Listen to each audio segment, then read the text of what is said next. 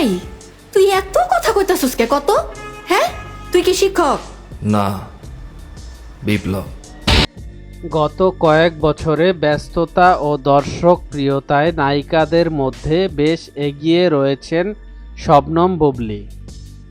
ধারাবাহিকভাবে ঈদসহ বড় উৎসবে মুক্তি পেয়েছে তার ছবি। সবশেষ চলতি বছরের রোজার ঈদে জঙ্গলি সিনেমা নিয়ে হাজির হন বুবলী।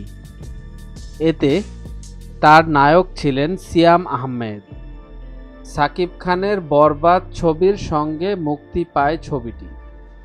তারপরও সিনেপ্লেক্সে বেশ ভালো দর্শক প্রিয়তা পায়।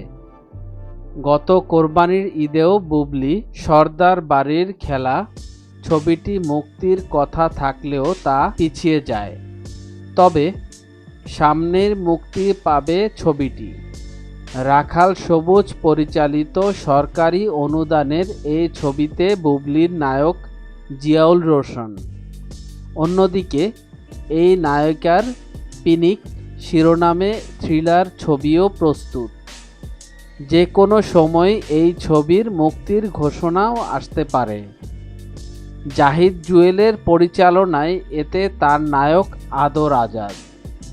অন্যদিকে গত মাসে বুবলী শুটিং করেছে নতুন আরও একটি সিনেমা, শাপলার শালুক নামের সিনেমাটি পরিচালনা করছেন রাশেদা আক্তার। এতে বুবলী অভিনয় করেছেন সজলের বিপরীতে। শেরপুরের নালিতাবাড়ির ভারতীয় সীমান্তবর্তী এলাকার বিভিন্ন লোকেশনে এই ছবির শুটিং হয়েছে। এর মাধ্যমেই প্রথমবার জুটি বাঁধছেন সজল বুবলী। ছবিটিতে আরও অভিনয় করছেন সুমন আনোয়ার, আয়মান শিমলা, দিলরুবা দোয়েল, রফিকুল রুবেল, বাপ্পি প্রমুখ। এদিকে নিজের নতুন এই 3 ছবি প্রসঙ্গে বুবলী বলেন, শাপলা শালুক এর কাজ কিছুটা বাকি রয়েছে। তবে যে 3টি ছবি মুক্তির অপেক্ষায় রয়েছে সেগুলো গল্প দর্শক পছন্দ করবে বলে আমার বিশ্বাস। 3টি ছবিতেই আমি চ্যালেঞ্জিং চরিত্রে কাজ করেছি। আশা করছি মুক্তি পেলে ছবি 3টি দর্শক প্রিয়তায় থাকবে।